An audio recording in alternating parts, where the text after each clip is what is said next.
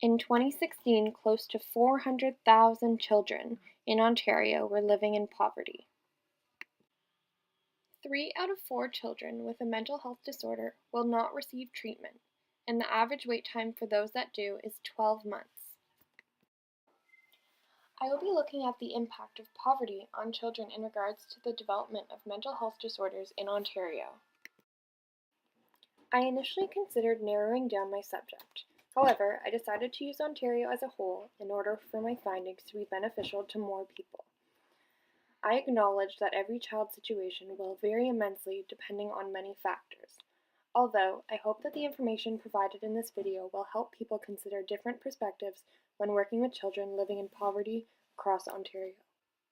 Many factors can influence the likelihood of a child developing a mental health disorder. These factors may include biology, environment, culture, race, gender, ability, and income. The Best Start Research Center explains that there is a strong correlation between poverty and mental health disorders, especially at a young age. The Canadian Mental Health Association defines poverty as the lack of sufficient income to provide for the basic necessities of life. This definition is extremely helpful in understanding how poverty can have such important repercussions on a child's health and development. The culture of poverty, which was first explored by Oscar Lewis, was described as a way of life or a group of traits that developed in order to adapt to living in poverty in a capitalist society. Lewis's view on poverty as a culture effectively explains how poverty can be generational. Poverty is often seen as a vicious cycle from which people struggle to escape. How is poverty both the cause and the result of the development of mental health disorders? Children living in poverty will be less likely to have access to nutritious foods, early education, and recreational activities. The lack of opportunity for growth in these areas could affect a child's general capabilities, social belonging, and sense of identity. Additionally, Harper explains that malnutrition in children can lead to impaired mental functioning and mental health later in life. Poverty is linked to depression, anxiety, and suicidal tendencies in children. These could be because of the unstable living conditions associated with living in poverty.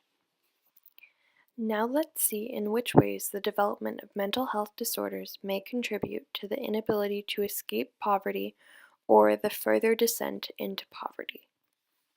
Mental health disorders can affect one's daily functioning. This can make it difficult for children to attend school and be successful in school. Children who suffer from mental health disorders are less likely to graduate high school. The lack of a complete education can get in the way of the possibility of securing adequate employment. Children who have grown up in poverty and have a mental health disorder are also more likely to become young parents. This may further their descent into poverty and represents a way in which poverty can become cyclic and generational. Not only are children who live in poverty more likely to develop mental health disorders, they will also face more barriers in accessing services or treatments. Some barriers faced by children and their families in accessing mental health services include scheduling, location of the service, transportation, cost, child behaviors, gender, race, cultural beliefs, languages spoken, stigma, recognition of the need, and relationships with mental health professionals. We also observe the added barrier of discrimination for minority children. Marginalization alone will affect the access to services, and combined with poverty, it becomes even more difficult. 40% of Canadian Indigenous children live in poverty.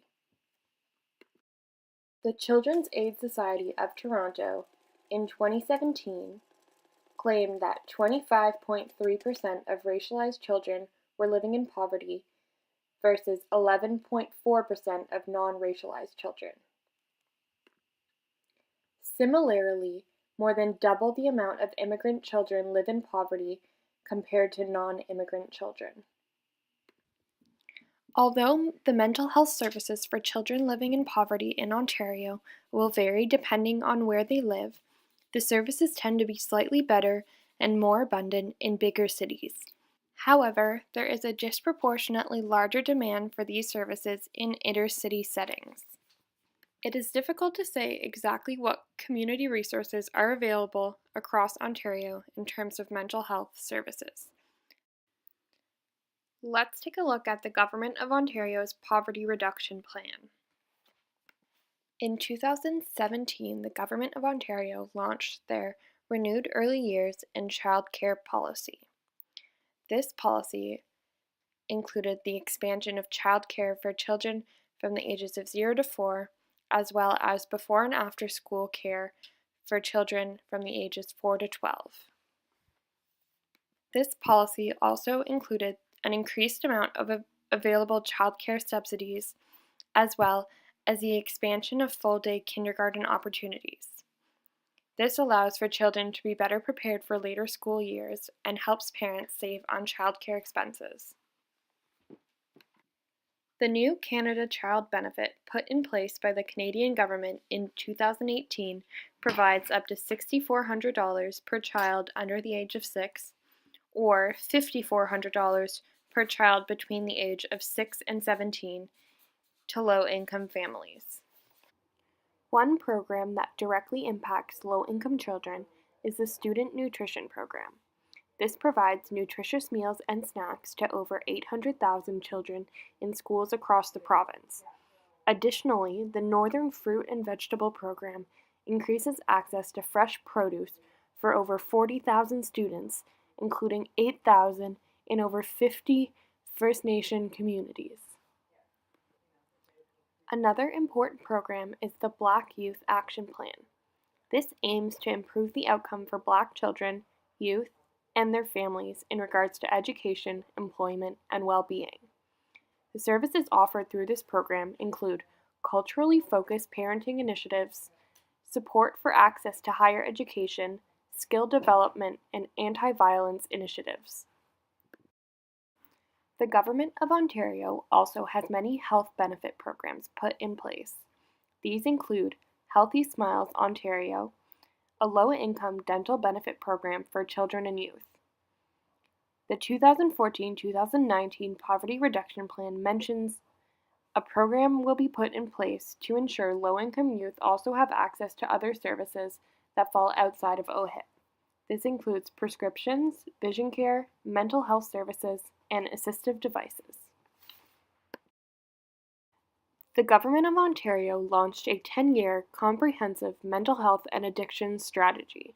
The first 3 years focused on children and youth in order to prevent further mental health issues and promote stable health, independence, and employment later in life.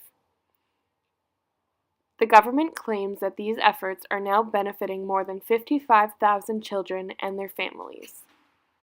Other programs that were expanded are first, the Telemental Health Service, which was expanded to the Indigenous and underserved communities, the training and hiring of Indigenous mental health and addictions workers, as well as a provincial youth suicide prevention plan with a focus on Indigenous communities.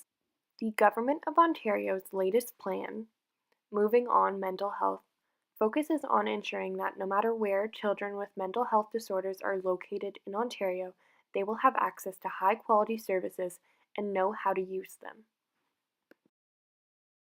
All of these programs are put in place to help low-income children. These may help the reduction of poverty and its effects, including mental health disorders.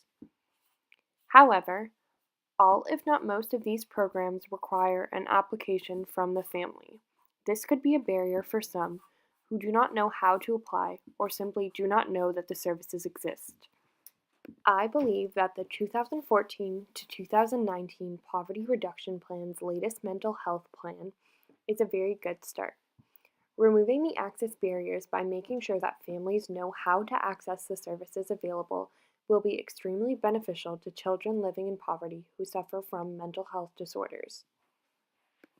One more change that the government could make is to be more active in their efforts. This means to go out and meet the families and children in their communities and eliminate the barriers that sometimes get in the way of mental health services. Thank you for listening, and I hope that the information in this video will help you better serve children living in poverty, suffering from mental health disorders.